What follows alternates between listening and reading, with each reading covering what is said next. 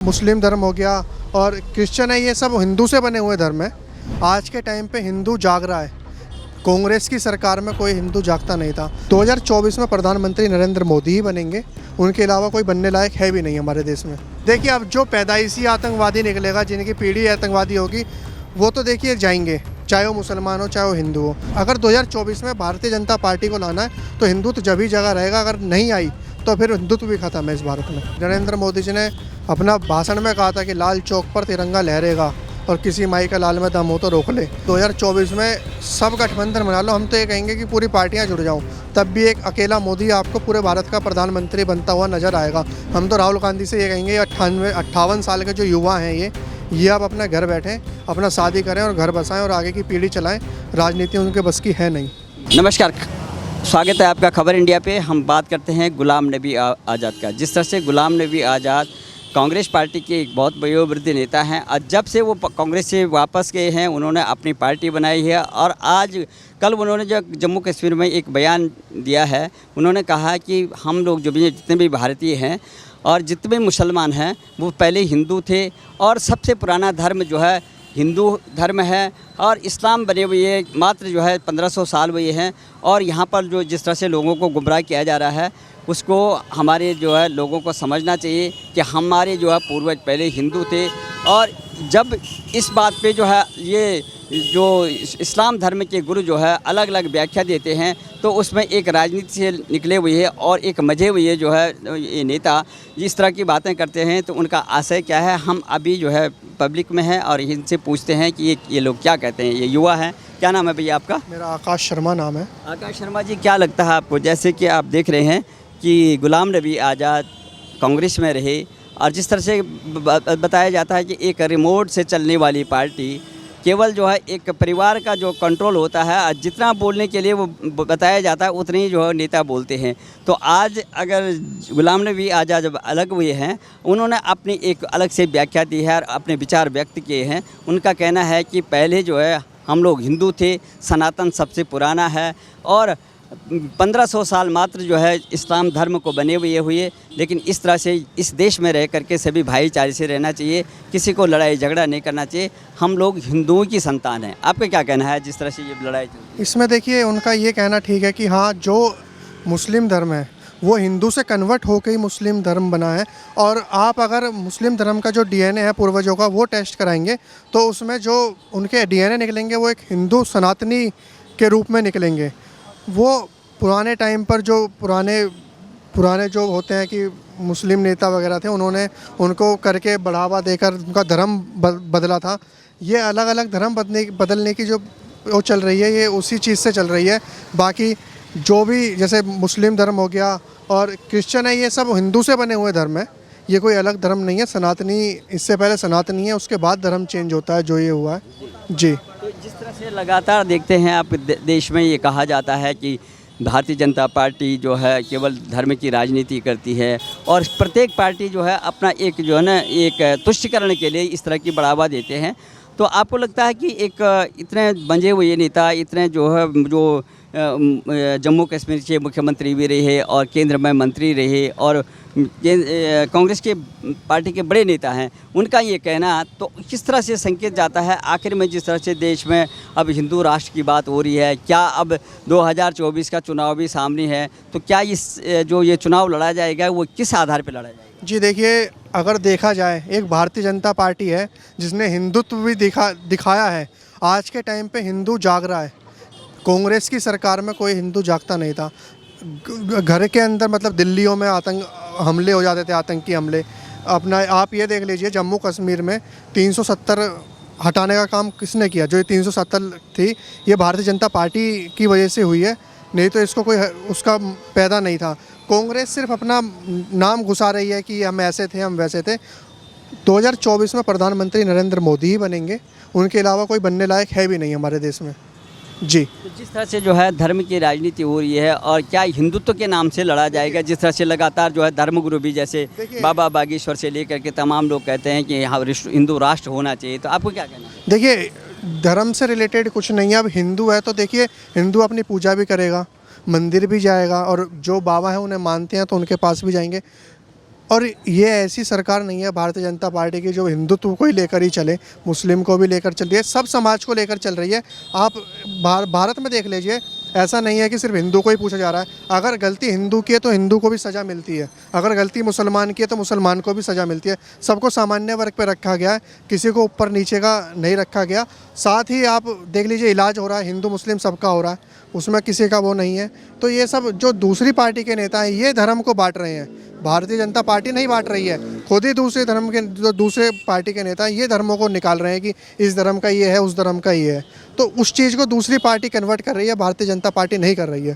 तो जातिवाद, धर्मवाद और धर्म की राजनीति, तुष्टिकरण की राजनीति, प्रधानमंत्री भी कह चुके हैं कि तुष्टिकरण से, जातिवाद से, धर्म की परिवारवाद से लेकर के भाई भतीजावाद से, ये सबसे बड़ा नासूर है देश में जो है विकास के लिए इसे अवरुद्ध कर रखा है। तो क्या लगता है आपको कि कांग्रेस पार्टी ने इतना समय, लंबा समय जो है शासन दिया है, लेकिन फिर भी जो है हमारे देश में देखा होगा आपने कि यहाँ विभिन्न जातियों में बटे हुए हैं, आरक्षण की मांग हो रही है, और ये आखिर में उन्होंने जो है वो कहते हैं कि हम जो है सबको साथ लेके चलते हैं, सब हम धर्मनिरपेक्ष हैं। तो उन्होंने ये विचारधारा क्यों नहीं मिटा पाई आखिर में, जो आज जो कहते हैं कि ये मोदी सरकार जो है लगातार ध्रुवीकरण की राजनीति। भाई साहब देखिए, कोई धर्म की राजनीति नहीं हो रही है।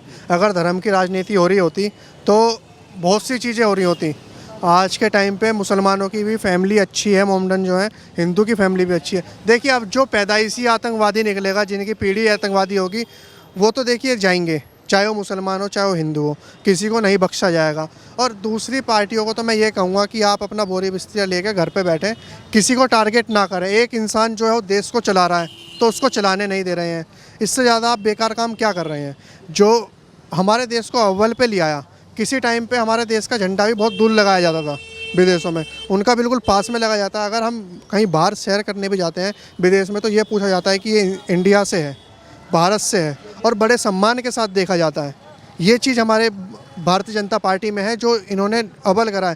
पहले के प्रधानमंत्री सिर्फ जाते थे मुंह बंद करके, और कई पीछे कितने प्रधानमंत्रियों के पीछे खड़े होते थे भारत के प्रधानमंत्री। आज के टाइम पे सबसे आगे मिलते हैं, ऐसे नहीं है। ये हिंदुत्व को लेकर चलने की बात जो है ये है और रहेगी। और हिंदुत्व अगर 2024 में भारतीय जनता पार्टी को लाना है तो हिंदुत्व जब ही जगह रहेगा, अगर नहीं आई तो फिर हिंदुत्व भी खत्म है इस भारत में।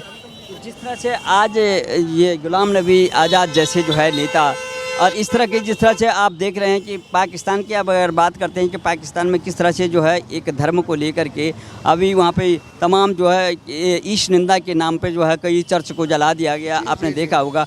तो इतना डिस्टर्ब होने के बावजूद भी और एक धर्म के नाम पर बने हुए जो है राष्ट्र हैं, अगर देश जो है हमारा देश जो है कहता है कि हम यहाँ पे हिंदू हैं और हमारा हिंदुस्तान है और हिंदू यहाँ के रहने वाले हैं, अगर ये बात यहाँ नहीं करेंगे तो कहाँ करेंगे? क्यों ऑब्जेक्शन होता है? ये ऑब्जेक्शन जो करती हैं अपोजिट पार्टियाँ ही करवाती हैं। ये आप देख लीजिए, पिछली बार उत्तर प्रदेश में पिछली बार समाजवादी की सरकार थी, उस टाइम पे आपने देखा होगा हिंदुत्व बिल्कुल ख़त्म था। हरिद्वार में कावड़ भी लेने कावड़िए जाते थे तो चोरी चुपके से जाते थे, वो भी बहुत दिक्कतों से लाया करते थे कि कोई हमें मिल ना जाए, कोई खंडित ना कर दे, कोई हम पे हमला ना कर दे। तो ये जो सरकार चेंज हुई है उसके बाद से आपने देखा है कि बहुत फ़र्क आया है, हर चीज़ में फ़र्क आया है। ऐसा कुछ नहीं, सबको सामान्य वर्ग रखा गया है। और आज के टाइम पे तो हमारे मुसलमान भाइयों ने भी कावड़ यात्रा में मदद करी है। लोगों को जो कावड़ आ रहे थे उनको खाना पीना देना, उनकी मदद करना, तो सबको सामान्य लेकर चल रहे हैं। कोई ऐसा नहीं है कि ऊपर नीचे हो। बस इतना ही है कि जो दूसरी पार्टियाँ, ये एक आदमी जो है नरेंद्र मोदी, उसको गलत ठहराने पर लगी हुई हैं कि लोग बाग इसको मतलब भ्रमित करें और इनको हटाएं। पर ऐसा कभी होगा नहीं, क्योंकि आज के टाइम पे युवा पढ़ा लिखा है, पीढ़ी पढ़ी लिखी है, सब चीज़ समझ रही है, उसके बाद ही कार्य हो रहे हैं। और आज के टाइम पे आप भारत में देखिए कितना अच्छा विकास चल रहा है, हाईवे बन रहे हैं, हॉस्पिटलिटी है, स्कूल्स हैं, एजुकेशन है, और विदेश से लोग बाग पढ़ने आ रहे हैं भारत में। सैमसंग की जो कंपनी, इतनी बड़ी कंपनी है, वो लगाई गई है। और अब गौतम बुद्ध नगर में जेवर में एयरपोर्ट बन रहा है, वहाँ पर भी एक से एक अच्छी कंपनियाँ आएंगी। तो सब हमारे देश को बढ़ाने के लिए हो रही हैं, पर अपोजिट पार्टी इस चीज़ को नहीं समझती है। जी, इस तरह से आप देख रहे होंगे कि किस तरह से जो घर घर तिरंगा के लेकर के और जो स्वतंत्रता दिवस जो मनाया गया, और कश्मीर में जो है जिस तरह से दहशत होती थी, वहाँ पर जो है बड़ी धूमधाम से जो है लाल चौक पे जो है झंडा फहराया गया। अब वहीं से जो है गुलाम नबी आज़ाद जो है वहीं के रहने वाले हैं। उन्होंने ये बात कही है कि हमारे पूर्वज जो है हिंदू थे। इसी टाइम पे भाई साहब लाल चौक पर तिरंगा फहराने से लोग बाग डरते थे कि यहाँ पर ये हमला हो जाएगा, यहाँ पर वो हमला हो जाएगा। वहीं पर ही नरेंद्र मोदी जी ने अपना भाषण में कहा था कि लाल चौक पर तिरंगा लहरेगा और किसी माई का लाल में दम हो तो रोक ले। तो ये चीज़ कही और करके दिखाई। और साथ ही हम तो देख रहे थे न्यूज़ के माध्यम से ही कि वहाँ पर जो हमारे देश के वीर जवान हैं, फौजी भाई हैं, वो तिरंगा लेकर यात्रा कर रहे थे। तो वो भी बहुत बड़ी बात है। और ये बहुत अच्छी बात है कि जम्मू कश्मीर में ऐसे कार्य हो रहे हैं। नहीं तो पिछले कांग्रेस की सरकार में कोई कार्य नहीं था। जम्मू कश्मीर को तो वो भूल गए थे, कश्मीर के पार्ट को, कि वो हमारे भारत का है ही नहीं। जी। तो जिस तरह से अभी देखो जो कांग्रेस पार्टी सबसे ज़्यादा मुख्य रूप से जिस तरह से गठबंधन भी बन रहा है और ये तमाम गठबंधन बनते बनते बिखर भी रहा है। कल अलका नामा जो यहाँ की जो है उनकी प्रवक्ता है दिल्ली से, तो उनका कहना है कि अब हम जो है ना 7 महीने रह गए, 7 सीटों पे जो है हमें कमर कस लेनी चाहिए। तो आपको क्या लग रहा है कि ये जो है समीकरण जो बनेगा, ये गठबंधन जो है बनेगा, क्या कांग्रेस पार्टी गठबंधन में रहेगी? भाई साहब पिछली बार भी गठबंधन बने थे इनके और कुछ नहीं हुआ था। जीते मोदी थे। और 2024 में सब गठबंधन बना लो। हम तो ये कहेंगे कि पूरी पार्टियां जुड़ जाऊं, तब भी एक अकेला मोदी आपको पूरे भारत का प्रधानमंत्री बनता हुआ नज़र आएगा और अच्छी खासी सीट से नज़र आएगा। जी। तो क्या लगता है अब जिस तरह से जो है अब इन नेताओं के जो है जबान भी फिसल रही है। कल आपने देखा होगा कि हरियाणा में ये जो इनके प्रवक्ता हैं सुरजेवाला, रणदीप सुरजेवाला, उन्होंने पता क्या बोला? उन्होंने बोला कि ये जो भारतीय जनता पार्टी को जो लोग समर्थन करते हैं, जो उनको वोट करते हैं, वे राक्षस हैं। तो अब जो है ये पहले मोदी जी का विरोध करते, मोदी जी के मंत्रियों का जो है विरोध करते करते अब ये वोटर को भी जो है राक्षस कहने लगे। तो क्या इससे फ़ायदा होगा इन लोगों को? ये अपना घाटा कर रहे हैं इससे।